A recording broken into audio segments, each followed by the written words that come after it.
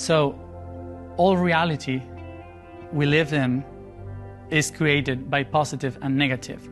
And you should not go to one of them. Because if you choose one of them, you're just pushing yourself to the edge of a reality, and you are pushing yourself to destroy yourself. There is no good and bad in the universe. There is only neutrality. And neutrality needs both to reestablish the creation once and again. In duality, we have this law, which is everything is evolving all the time. Nothing is stable. Nothing is always the same. The only constant in the universe is that everything is unconstant, that everything is moving and transforming itself.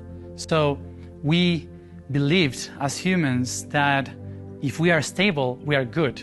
We have a good job, we have good partners, we have a good life, so I'm stable.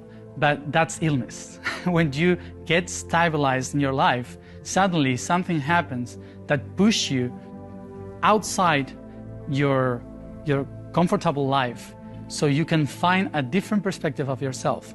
We call that crisis. But crises are good for the universe because pushed you towards evolution. So we need the dark forces and light forces all the time so we can evolve. We cannot choose just one of them.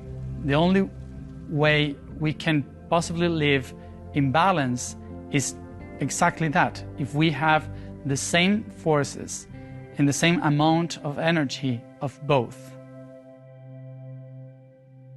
The first thing that were created in the universe as duality was the projection of a purpose. The self is just in one spot. So in order to go forward to find itself, it needed to project a goal. And that projection was to take a part of it from within to outside, and we call it the purpose. There's where we go, a purpose. It doesn't exist, it's a projection, a hologram, but we needed to create. So we created a purpose, which we call the positive. And opposite to that, we created the mission, which is in the back. The mission is the one that pushed us all the time towards the purpose. And what pushed us from behind is the darkness, is the negative. The negative also, as humans, we call it the feminine. The feminine energy is not bad, it's the womb. It's the womb where we create our reality.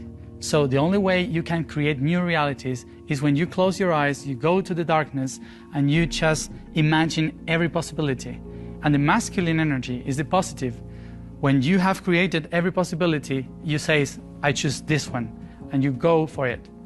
So that's the masculine energy, which is not male and female. It's creation and destruction. So when you have these two forces, the waves of the universe start to move from the low vibration to the high vibration. And this perspective of the universe in this energy moving around from the positive and negative, start to wave what we call the network of time. The network of time is one of the perspectives of the second dimension. The second dimension is built in base of time and space. Time is this negative energy that holds us all in this darkness reality that projects every possibility of creation, of experiences, and that holds us all in just one spot. This spot is projected in many ways of seeing it from different timelines. And then those timelines condition the spot to push itself to split in two and create the space. So after the time starts to project outside, the space starts to project to every one of those possibilities in time and divide itself as many parts it possibly can, so we as beings can experience every time and every space. So We used to believe that if we are in the third dimension, we have come from the second dimension and we have come from the first dimension. But actually it's not like that. The second dimension tells us that there was no time and space, that it is just a perspective of the projection of the reality.